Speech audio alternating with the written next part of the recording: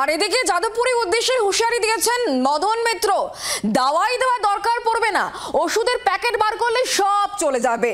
যাদবপুরে বরাবরই দেশ বিরোধীদের আখড়া এইভাবেই তোপ দেখেছেন কামারহাটির তৃণমূল বিধায়ক মদন মিত্র।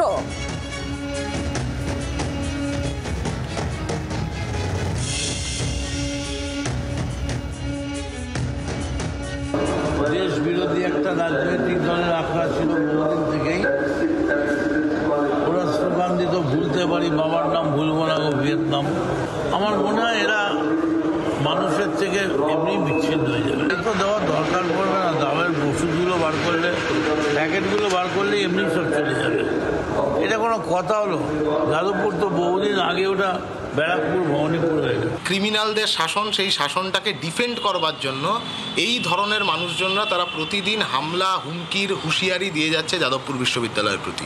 যারা এসব কথা বলছে সব তো হচ্ছে যে সরকারি নিরাপত্তা, রাজ্য সরকারের নিরাপত্তা বা কেন্দ্রীয় সরকারের নিরাপত্তার বলয়ের মধ্যে থেকে বলছে। যদি দম থাকে ওই নিরাপত্তাটাকে বাড়িতে রেখে রাস্তায় নামুক, কাকে কি দাওয়াই দেওয়ার তার জন্য গোটা রাজ্যের মানুষ প্রস্তুত আছে। বাংলার আওয়াজ, বাঙালির আবেগ, জি 24 ঘন্টা।